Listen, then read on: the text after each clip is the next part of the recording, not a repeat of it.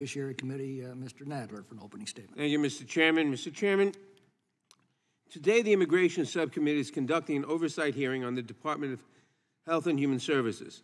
I'm all for the committee exercising its robust oversight authority, and I certainly hope the committee plans to subject the incoming administration to the same degree of oversight it has utilized for the outgoing one. And what an administration it is shaping up to be.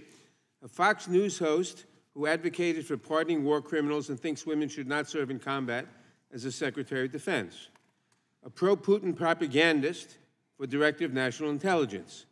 A former congressman whose only experience with prosecution is his own alleged criminal entanglements to serve as Attorney General. And most applicable to today's hearing, an anti-vaccine, conspiracy-peddling extremist with a penchant for eating bears for Secretary of Health and Human Services. These may be some of the most unqualified candidates for cabinet posts in living memory. It turns out, when you burn through the serious people in your first administration, there are slim pickings for the second one. We in Congress have an important job as a co-equal branch of the government. We have a mandate to conduct oversight over the executive branch, and the Senate is constitutionally required to evaluate and, if appropriate, to confirm or reject presidential appointees. We were elected by our constituents to perform these responsibilities, no matter which party sits in the White House.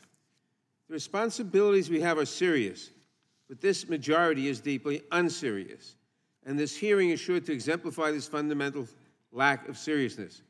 I am sure that we will hear today a great deal about the children the Biden administration allegedly lost, although this is a thoroughly misleading claim based on half-truths and without necessary context, as the ranking member of the subcommittee pointed out.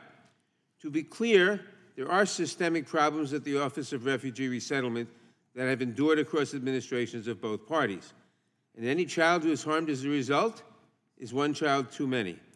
But while the Biden administration has taken important steps to address these concerns, the policies the majority has pushed throughout this Congress, coupled with those that President-elect Trump plans to put in place, would gravely harm immigrant children and make the situation far worse.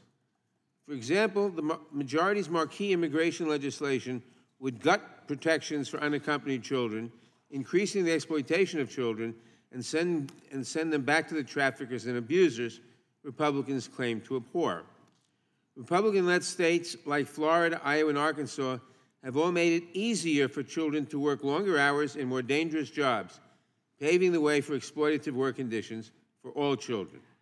And President-elect Trump has promised to bring back some of his cruelest and most harmful policies, including family detention and remain in Mexico, and he has not even ruled out bringing back family separation.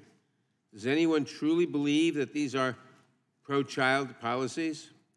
The Republican majority has also failed to provide the Departments of Health and Human Services and Labor with the resources and authority they need to properly protect these children and to go after exploitative employers.